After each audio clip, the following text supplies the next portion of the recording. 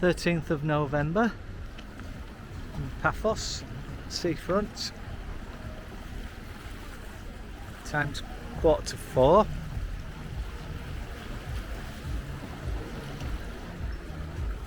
Yes, people still swimming out there. I don't know if you can see that. But, swimming, sea swimming. The sea's still warm enough.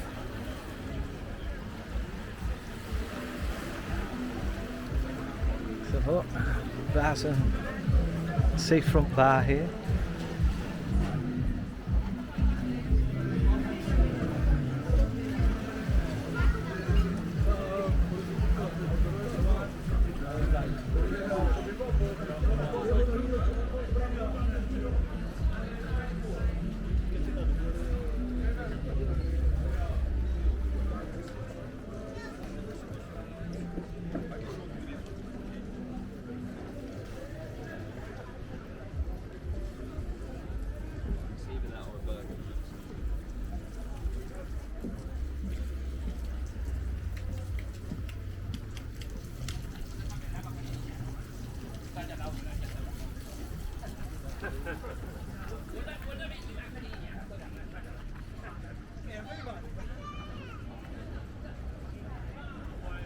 Shops on the front here.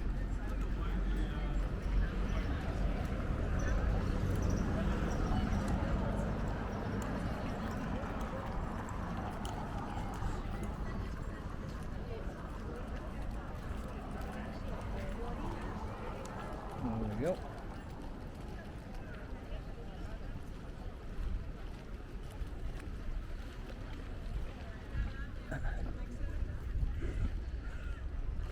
Everyone's still outside in shorts and t-shirts weather. As I say, 13th of November 2021.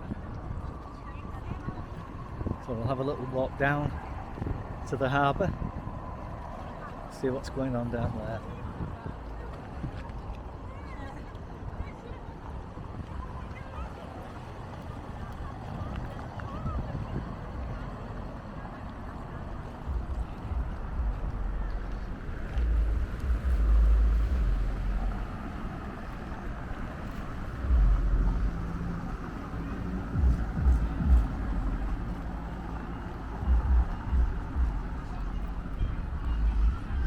This is a one-way road which is often pedestrian only. Kind of after 5 o'clock, 6 o'clock, close the road.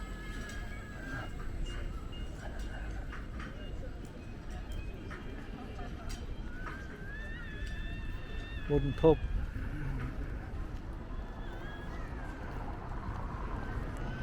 Jewellers and gift shops, all your normal touristy stuff.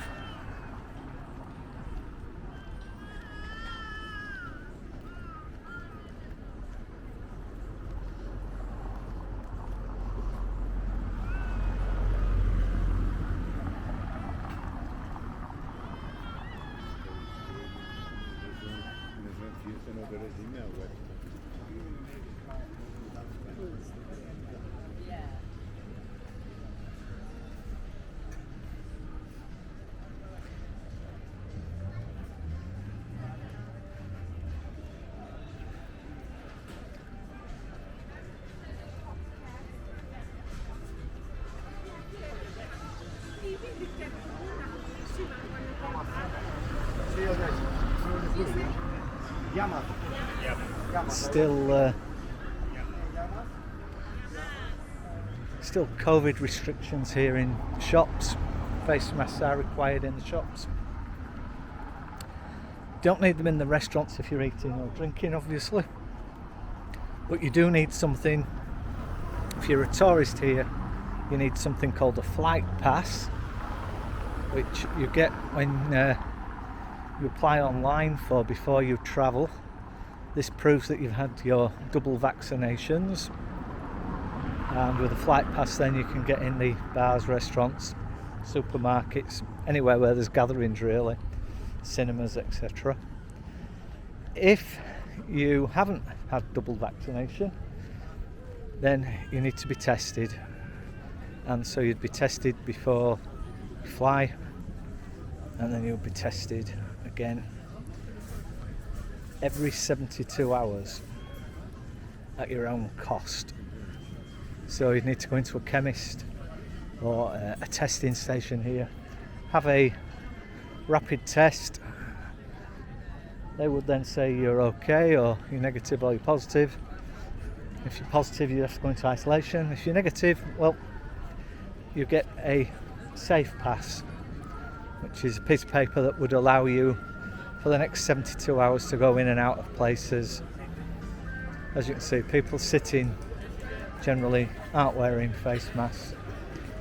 People serving them generally are wearing face masks.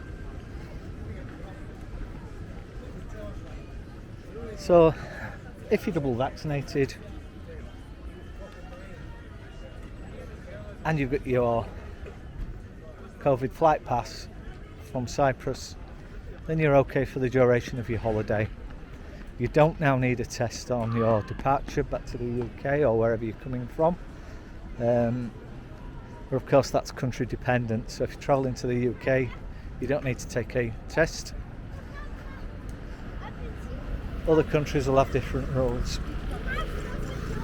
You do again, if you're going back to the UK, you need to fill in a UK flight pass to get permission to re-enter the UK. So a little bit more stressful than it used to be. As you can see, it's quite busy.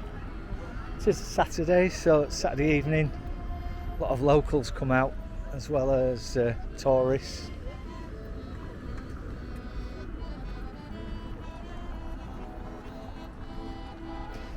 Just entering the harbour area, which is packed with mainly restaurants and bars. Nice place to have a drink at sunset. Huge municipal car park over on this side, taxi rank. The bus station used to be there, but they're building a new one, so possibly by next summer there'll be a new bus station, and that will be buses to all the local areas and very regular bus service, good bus service in Cyprus. Buses are still running, they're just not going to that bus station that isn't there anymore. Again, the car park over here on your right is a very large car park, and it's free, or it is currently, and it always has been as far as I'm aware, but things do change, so always check. Might be able to see over there the yellow post box, which looks like a British red post box, just that they're painted yellow in Cyprus, and identical to the British post boxes. If you painted it red, you won't know the difference.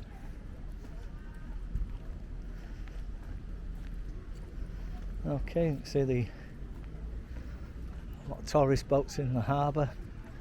I assume now, because this late mid-November, that the official kind of main tourist season's finished. Although you can still come on holiday here. Generally the weather's lovely until kind of January, and then January, February, bit of March, it is what we colloquially call the rainy season, winter time. It may be quite cold on an evening. Again, most locals will have long trousers on and maybe a jumper or a coat, whereas tourists will still be walking around in flip-flops and shorts and t-shirts. And of course it may rain heavily on a night, hopefully, because we need water. In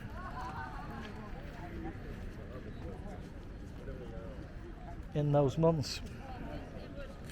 So it can be lovely, can come in January and it be, you know, in the high 60s, low 70s some days, other days not so warm.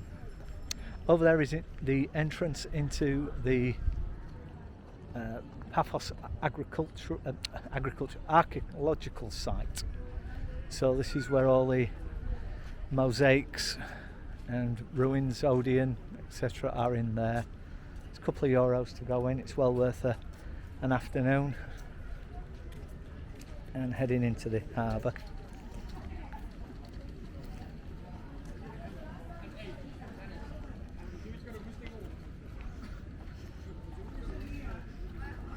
Sunsets in Cyprus are quite often very spectacular, and the sunset and sunrises are very quick, so once the sun kind of gets towards the horizon, it's a full 4 or 5 minutes and it's gone, it's dark. So it will probably, position of the sun at the moment, I would expect in an hour it'll be dark here. And again, people will need kind of jackets or light jumpers if they're going to sit outside on a night at this time of year, so it'll cool down as soon as the sun sets away there. Oops. As I say, bars and restaurants.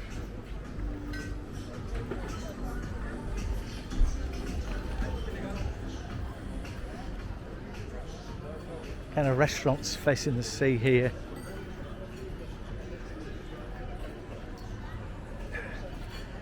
Large menus, all your normal stuff, your burgers, but quite often fish on here. And on the right, on the other side, we've got the bar areas generally for everywhere.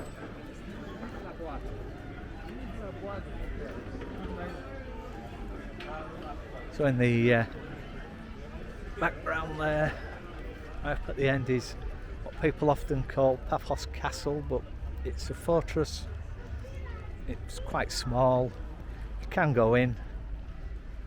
There isn't a huge lot to see in there. There's some good views from the top of it, but actually for its interior there isn't much to see.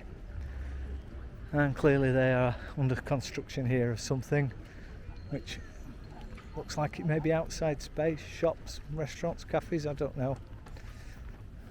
Who knows? One thing with the Cyprus and Paphos in general is they're always developing, they're always building or demolishing something. So you can come one year and the next year you come, the roads have changed, the traffic's been diverted. What was a road at one stage is now a dual carriageway, and they never really stop.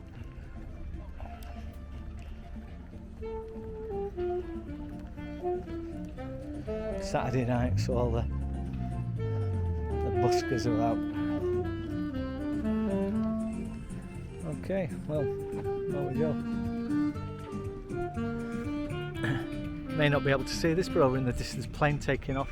The airport's about 20 kilometres away. It's about a 20-minute drive from Paphos centre to the airport, so it's very close to the airport and the harbour.